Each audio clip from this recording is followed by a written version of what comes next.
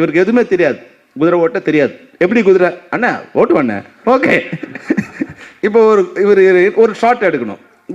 குதிரையை வந்து பின்னாடிக்கு வச்சுட்டு லோ ஆங்கிளில் அங்கே வந்து கேமரா வச்சுட்டு புஷ்லேருந்து குதிரையை அடித்தா மேலே வரணும், அந்த கேமரா மேலே ஜம்ப் பண்ணணும். சரி, நல்லா ரெடி பண்ணிட்டோம். குதிரை ஓட்ட தெரியுமா மன்சூர்? அண்ணே நல்லா ஓட்டுவேண்ணே. கேமரா ஓடுது, ready, start camera, action action action. Mansoor வா வா வா. அண்ணே குதிரை வரமாட்டேங்குதுண்ணே. அப்படியா? ஒன்று நான் வந்து அந்த குதிரை கோவிந்தராஜத்தை அவரை கூப்பிட்டுட்டேன். ஏன்னா எங்களுக்கு பயம், எனக்கு பயம்னா அப்போலாம் ஃபிலிம் வந்து உங்களுக்கு தெரியும், உயிர் போய்டும். நமக்கு அந்த ஃபிலிம் சுத்த ஆரம்பிச்சோன்னா நமக்கு வந்து ஹார்ட் அட்டாக் வரும். ஒரு நாளைக்கு 2000 அடி தான் எனக்கு கொடுப்பாங்க. ஒரு கேனுங்கிறது 400 அடி.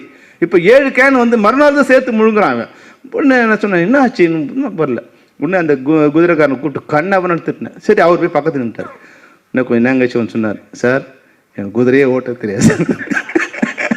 என்னன்னா இந்த குதிரை இப்படி நிக்குது இல்லையா, இந்த ரீத்தை இப்படி பிடிச்சிட்டான். அந்த ரீட் இருக்கு இல்லையா, அந்த ரீடை இழுத்து பிடிச்சிட்டான். அதை விட்டாதான் முன்னாடி போவோம். அதை போட்டு அடி அடி அடி அடிச்சா குதிரை வந்து நவர மாட்டேங்குது. எனக்கு சொன்னவன வந்தது கோவம். கொஞ்சம் லெஃப்ட் அண்ட் ரைட் வாங்கினேன். அப்படியே மூஞ்சிலாம் மனுஷருக்கு எனக்கு கோவம் வந்துடுச்சு. ஏன்னா எங்கிட்ட ஃபுட்டேஜ் இல்லை, ஃபிலிம் இல்லை. ஒன்று சரிண்ணே சரிண்ணே சரிண்ணே பண்ணுறேண்ணே அப்படின்னு கொஞ்சம் இதுவாகிடுச்சா. சரி, இப்போ தெரிஞ்சிச்சு, மன்சூருக்கு தெரிஞ்சிச்சு இந்த ரீடை விட்டா குதிரை ஓடுன்னு. அடுத்த இப்போ நாங்கள் திட்டினதெல்லாம் இருக்குல்ல, அடிச்சா இருப்பார் குதிரையை. குதிரை அப்படி பிச்சுட்டு கிளம்புனா குதிரை வந்து நாங்கள் 3 அடியில் வர வச்சோம், குதிரை 5 அடியில் வருது. இவர் 9 அடியில் மேலே பறக்கிறாங்க. அப்படி வந்து ரோலாகி வருது. அதாவது எப்படின்னா மன்சூருக்கு வந்து உயிர் இதை பற்றி எதுவுமே இல்லை. அது அந்த பண்ணணும், அது அவ்வளோதான். தெரியாதுன்னு மன்சூர் எதுவுமே சொல்ல மாட்டார். ஆனால் பண்ணிவிடணும்.